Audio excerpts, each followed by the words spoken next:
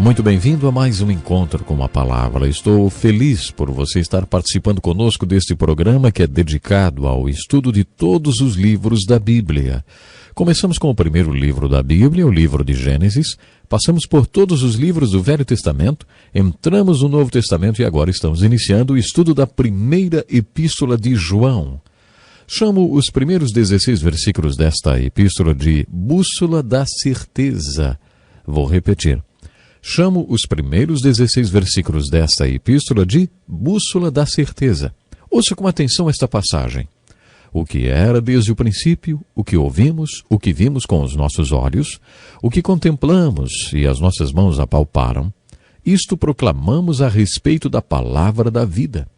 A vida se manifestou, nós a vimos e dela testemunhamos, e proclamamos a vocês a vida eterna que estava com o Pai e nos foi manifestada. Nós lhes proclamamos o que vimos e ouvimos, para que vocês também tenham comunhão conosco. Nossa comunhão é com o Pai e com o seu Filho Jesus Cristo. Escrevemos essas coisas para que a nossa alegria seja completa.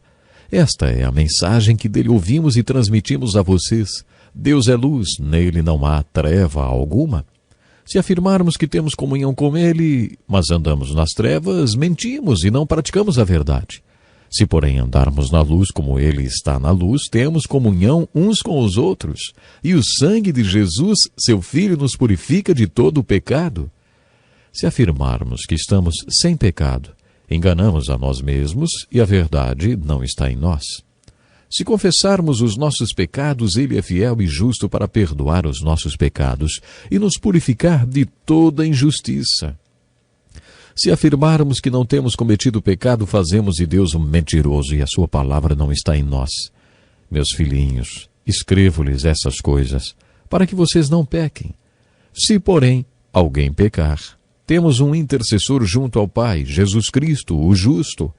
Ele é a propiciação pelos nossos pecados, e não somente pelos nossos, mas também pelos pecados de todo o mundo. Sabemos que o conhecemos, se obedecemos aos seus mandamentos. Aquele que diz, eu conheço, mas não obedece aos seus mandamentos, é mentiroso, e a verdade não está nele. Mas se alguém obedece a sua palavra, nele verdadeiramente o amor de Deus está aperfeiçoado. Desta forma sabemos que estamos nele. Aquele que afirma que permanece nele, deve andar como ele andou. Quantas verdades preciosas num texto só! Existe um ditado que diz, se um homem não sabe que não sabe, é tolo. Fuja dele. Se um homem não sabe que não sabe, é uma criança, ensine-o. Se um homem sabe e não sabe que sabe, está adormecido, desperte-o.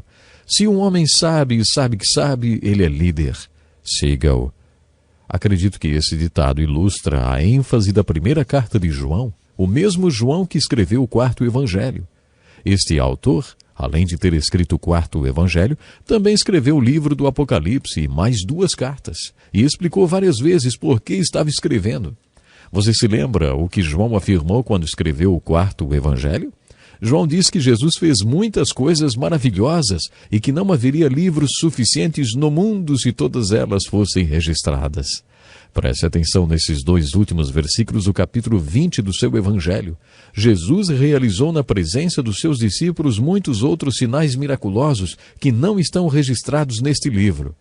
Mas estes foram escritos para que vocês creiam que Jesus é o Cristo, o Filho de Deus, e crendo tenham vida em seu nome.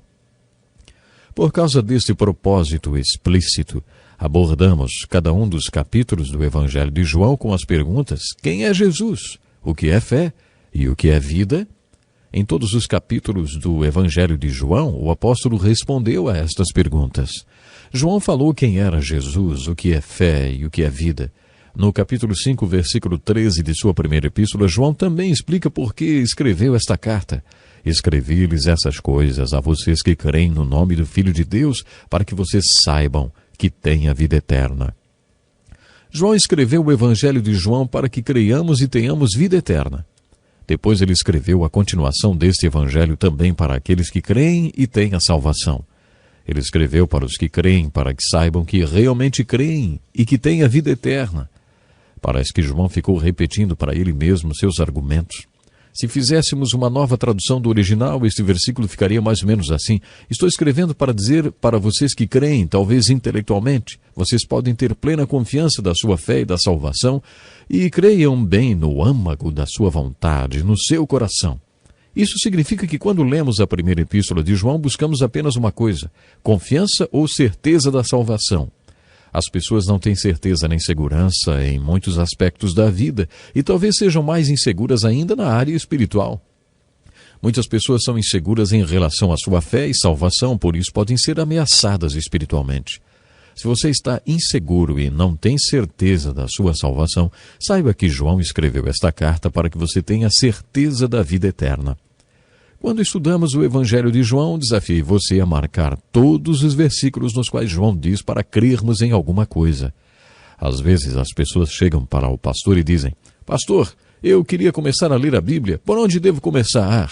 Aí o pastor pergunta: Você já é crente em Jesus Cristo? Se a pessoa responder que não é, mas que está interessada, então o pastor diz: Leia o Evangelho de João, porque foi para pessoas como você que João o escreveu. Ele escreveu para que você creia. Por isso, leia o Evangelho de João, e cada vez que você encontrar um versículo em que ele mande crer em alguma coisa, marque-o. O que devemos marcar quando lemos a primeira epístola de João? Quando você estiver lendo esta epístola, imagine que você já é crente em Jesus, mas não tenha certeza da salvação. Imagine que você precise saber que você sabe. Quando você estiver lendo 1 João, marque todo o versículo em que João diz que você pode estar certo de que tenha salvação. Os 16 versículos que lemos no início do programa são um resumo desta carta de João, a primeira carta de João. Você está lembrado que no seu evangelho, João também fez um prólogo nos primeiros 18 versículos? João usou a mesma tática de muitos pregadores na preparação de seus sermões. Primeiro ele disse sobre o que falaria. Depois ele falou e, no capítulo 20, ele repetiu aquilo que tinha dito. Nesta epístola, João fez isso. Nos primeiros 16 versículos, João apresenta uma visão panorâmica da epístola e explica sobre o que vai falar. Se você não tem certeza da salvação, ou não é espiritualmente seguro, ou não tem certeza da sua fé, encontrará nos 16 primeiros versículos desta epístola de João a sua bússola espiritual, a bússola da certeza. O primeiro ponto nesta bússola da certeza são os fatos. Observe que João começa argumentando que a fé está baseada em fatos. Quando entendemos o que é fé, percebemos que ela não é um salto no escuro. A fé é baseada em evidências. A esperança não é baseada em evidências. Lembre-se de Hebreus capítulo 11, verso 1. Fé é a certeza daquilo que esperamos. A fé dá consistência às nossas esperanças. Existe uma diferença entre esperança e fé. A esperança não passa de esperança, mas a fé sempre tem uma base para se fundamentar. É por isso que João começa a carta dizendo que o evangelho que cremos que nos salvou está, antes de mais nada, baseado em fatos. João explicou que estava escrevendo sobre um fato, algo sobre o qual ouvimos e vimos. As palavras usadas por João no original grego sugerem que estas coisas que vimos como que à distância e que depois vimos de perto, como o joalheiro que olha um diamante em sua lente. Com toda certeza, João estava falando da ressurreição de Cristo. O que ouvimos, o que vimos com os nossos olhos e o que contemplamos e nossas mãos apalparam. João estava dizendo que a fé em Cristo é baseada em fatos. Quando comparamos o livro de João com outros livros do Novo Testamento, surgem dois fatos relacionados ao Evangelho. Esses dois fatos do Evangelho são a morte e a ressurreição de Jesus Cristo. De acordo com as Escrituras, Jesus Cristo morreu pelos nossos pecados e ressuscitou dos mortos. É isto que pregamos e é isto que vocês creram, afirmou Paulo em 1 Coríntios 15. O próximo ponto da bússola da certeza é a fé. Primeiro temos os fatos do Evangelho, este é o ponto número 1. O segundo ponto é a fé nos fatos. O terceiro ponto é o resultado da fé nos fatos da morte de Jesus. Jesus Cristo morreu pelos nossos pecados. Que diferença isso faz quando você crê? Jesus Cristo morreu pelos nossos pecados. Faz alguma diferença quando você crê nisso? Claro que sim. Faz toda a diferença do mundo. Você sabia que seus pecados foram perdoados?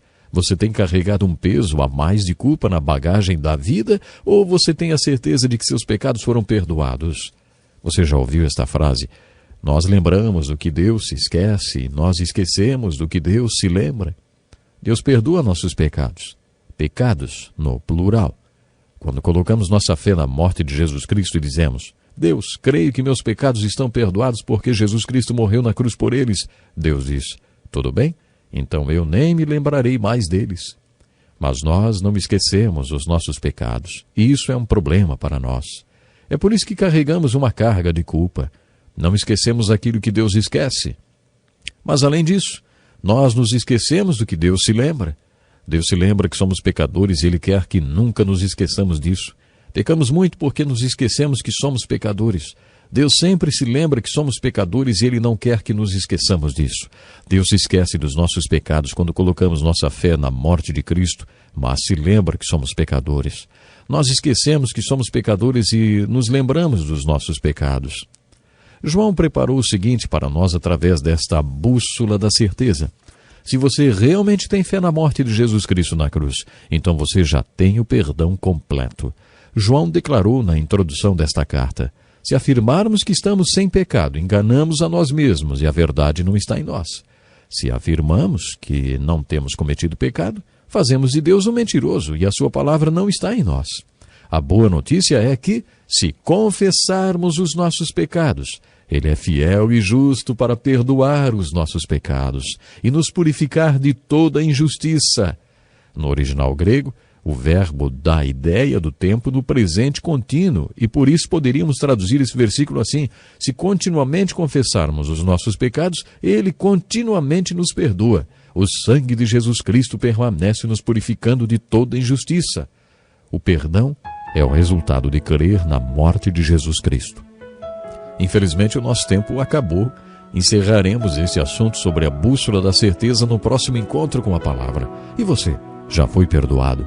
Você sabe que foi purificado de toda injustiça através da fé no Cristo que morreu na cruz pelos seus pecados? No Cristo Jesus que se levantou dos mortos, provando que é Deus? Se você ainda não tem certeza, leia a primeira carta de João e ore, pedindo a Deus que abra os seus olhos espirituais e que lhe dê essa certeza. Espero você para o próximo encontro com a palavra. Deus lhe abençoe grandemente. Este é um estudo escrito pelo Dr. Dick Woodward, na voz do pastor Edson Bruno.